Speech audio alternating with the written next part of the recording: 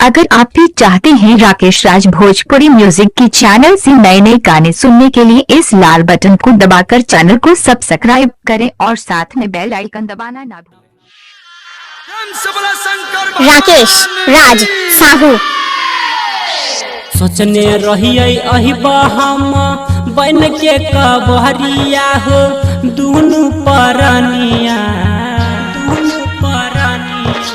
सोचने रहिए अहिबा हम बन के कबहरिया हो दुनु परनिया शहीद भेल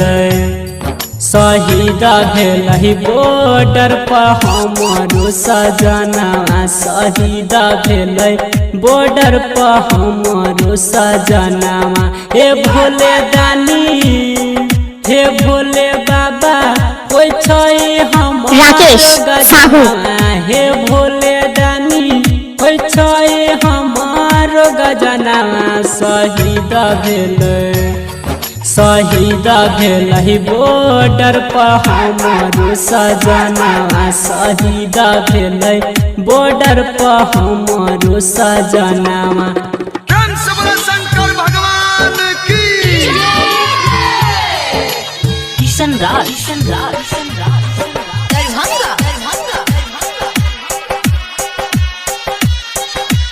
अभी आप सुन रहे हैं प्लानिट म्यूजिक की शानदार प्रस्तुति।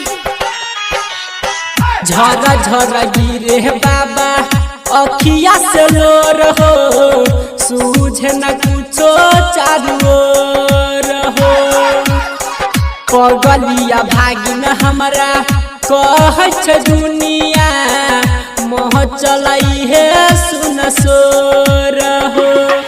हे भोले दानी हे भोले बाबा सुना लागई मोर अंगना शहीद भेल राकेश साहू शहीद भेल बॉर्डर पर हमारो सजना शहीद भेल बॉर्डर पर हमारो सजना।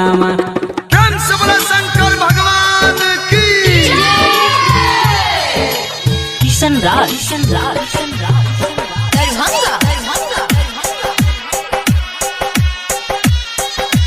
अभी आप सुन रहे हैं प्लानिट म्यूजिक की शानदार प्रस्तुति। केहना के कटही बाबा हमरो दिन रातिया पैर गेल बढ़ा का विपतिया यादव रमन जी बाबा सुन लाचारी सुन न कहई हे बतिया। हे भोले बाबा हे भोले दानी टूट गेल मोर सपना शहीद भेल